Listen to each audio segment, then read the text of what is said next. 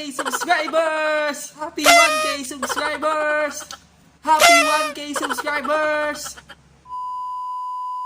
We are back again mga kulot. So yun na nga mga kulot. Naka 1K subscribers na tayo. Woo! 1K subscribers mga kulot. Isang katsaw naman dyan mga kulot.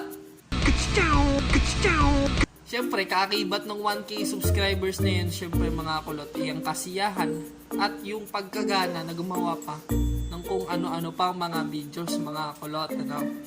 Sabi nga ng ibang mga YouTubers mga kulot, mas mahirap pang kumuha ng 1K subscribers kung wala kang backers mga kulot.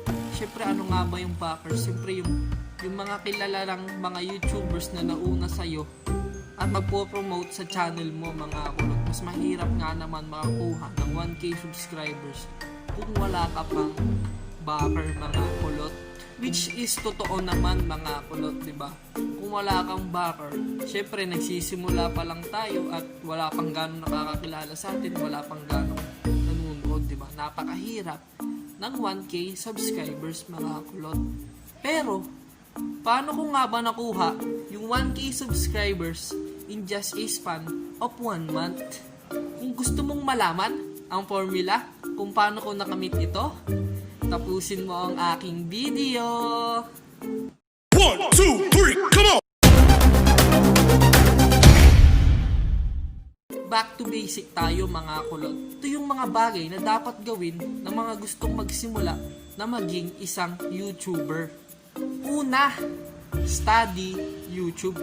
Siyempre, kailangan mong pag-aralan yung YouTube. Ano ba yung mga bagay na dapat mong malaman at dapat na alam mo na para ikaw ay maging isang YouTuber? Study YouTube.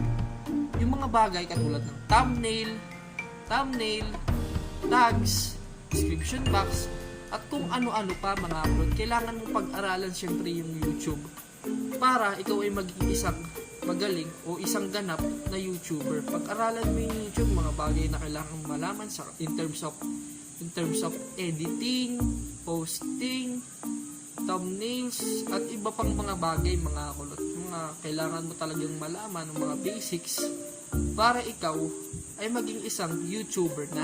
Kung gusto mong matuto ka kulot, meron akong mga past videos na pwede mong malaman at dyan pwede kang matuto dyan ng pagiging isang ganap na YouTuber. Pangalawa, practice being in front of camera. Siyempre, kailangan ma-practice mo na yung pagharap mo sa camera, mga kulot. Siyempre, kailangan hindi ka mahiya at masanay ka na nakaharap ka sa camera, di ba? Sino nga naman yung manunood sa nahihiyang mag-YouTube, di ba? Yung nahihiyang humarap sa camera. But, yung iba naman is nahihiya, pero nagigain din naman nila yung confidence at in time natututo rin sila. Kaya practice in being in front of camera mga kulot. Yung nakaharap ka sa camera, practice ka lang ng practice araw-araw mga kulot. Siyempre yung eye to eye contact, then in everything ng mga kulot no, na kailangan mong i-practice para ikaw ay masanay na nasa harap ng camera ka kulot. Pangatlo, widen your imagination. Palawakin mo yung imahinasyon mo mga kulot. Siyempre, kailangan makapag-isip ka ng mga bagay o mga topics na kailangan mong gawin o pwede mong gawin upang ikaw ay maging isang YouTuber na nga mga kulot, di ba? Pero yun, palawakin mo lang yung imahinasyon mo at sa tingin ko naman ay makakagawa ka rin ng mga content o quality contents para ikaw nga ay maging isang YouTuber. Pang-apat, pick a topic or content mga kulot. Siyempre, karugtong to nung pangatlo natin, di ba? Pag pinalawak mo yung imahinasyon mo, magkakaroon ka ng maraming pwedeng mai-topic o pwedeng mai-content. Then, papasok dito yung pang-apat na pick a topic. Pipili ka na ng topic mo o content mo na quality mga kulot. Kahit hindi ganun ka-quality, basta napapasaya mo yung mga viewers mo o may natututunan sila sa panonood ng video mo mga kulot. Pumili ka lang ng topic o content na pwede mong gawin na doon ka magaling para ikaw ay maging isang magaling o isang ganap na YouTuber. Panglima, at huli para sa back to basic natin mga kulot. Create a content. Pag natapos na lahat ng mga nauna na apat, syempre gagawa ka na ng content upang ikaw ay maging isang ganap na YouTuber. Syempre gagawa ka ng content, yung tipong content na mapapasubscribe sila sa'yo, at yun na nga, magkakaroon ka ng 1K subscribers mga kulot, no? Create a content, not just a content mga kulot, quality content syempre mga kulot, di ba?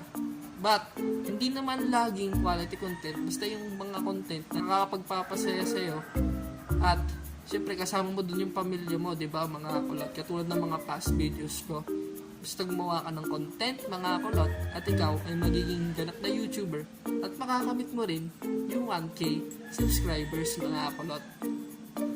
Yan lang para sa back to basics natin mga kulot. Ngayon naman, magpuproceed tayo sa mga extra efforts o tatawagin natin tong extra works mga kulot. Ito na nga para sa ating mga extra works mga kulot. Una, learn to accept failures or learn to accept mga kulot, di ba? Kailangan matuto tayong tumanggap ng mga pagkakamali natin. Katulad sa mga pag nagsisimula pa lang tayong mag-upload, nagsisimula pa lang tayong mag-YouTube, di ba mga kulot? Matuto tayong tumanggap ng kahit anuman papuri o pagkakamali mga kulot.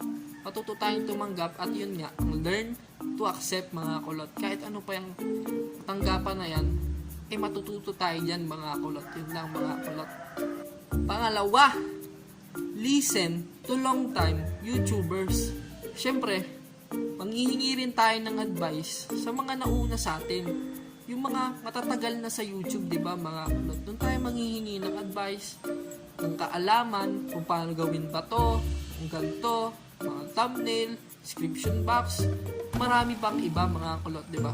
Patuto tayong makinig sa mga matagal na sa YouTube o listen to long time YouTubers nga mga kulot. Pangatlo, look for trending issues. Siyempre, yung mga trending issues nga ngayon, mga sikat na issues katulad ng COVID, katulad ng mga breakups, kung ano-ano pa mga kulot tungkol sa showbiz, sa nagaganap sa ating bayan, at marami pang iba mga kulot. No? Look for trending issues para makagain ka ng viewers and probably mag-subscribe sila sa YouTube channel mo. Then, mag-gain mo na yung 1K subscribers na inaasam-asam nating mga small YouTubers, di ba mga kulot? Pangapat, trust the process mga kulot. Siyempre, kahit saang bagay, makakuha to ng panahon, then, kailangan magtiwala lang tayo sa process o sa unti-unting developments nga mga kulot. Siyempre, trust the process lang. Hindi naman lahat yan mabilisan. Kailangan matuto tayo step by step, but in time, di ba? Magpi-pay off din lahat yon. Kaya, trust the process lang mga kulot ko. Panglima at huli, para sa ating extra works mga kulot, isa rin to sa pinakamahalaga, o ito talaga yung pinakamahalaga sa lahat, hindi lang sa pag-YouTube mga kulot, pati sa buhay, di ba? Ito is yung be friendly to other YouTubers. Maging palakaibigan ka mga kulot para makuha mo na yung inaasam nating 1K subs mga kulot. Makipagkaibigan ka, makipagpalitan ka ng mga ideas, mga information. Siyempre, nagtatanungan kayo ng mga kaalaman nyo. Siyempre, hindi naman lahat alam mo.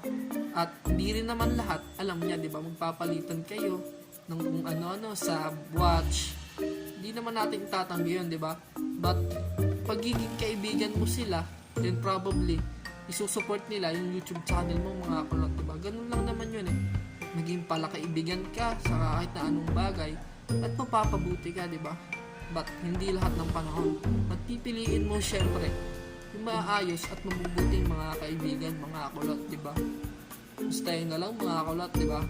Be friendly to other YouTubers or creators mga kulot para makamit natin yung 1K subscribers na inaasam-asam o gustong-gusto natin mga kulot.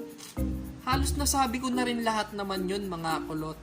But that is the reality, di ba? Yun ang katotohanan mga kulot. Yung mga back to basics natin, yung mga extra works natin. Lahat yun gagawin natin. But in time, di ba? magpipay off din lahat yon. Yung probably, hindi naman masamang mangarap, magiging sikat din tayong YouTubers o content creators nga mga kulot. Sana nagustuhan niyo ang aking mini tutorial at uulitin ko. Happy 1K subscribers mga kulot! At kung nagustuhan nyo nga ang aking video, huwag ka na mahiyang mag-like, share, then mag-subscribe ka na rin at i-hit mo ang notification bell dahil welcome ka dito kakulot. That's it mga kulot! I'm out! Ka-chow!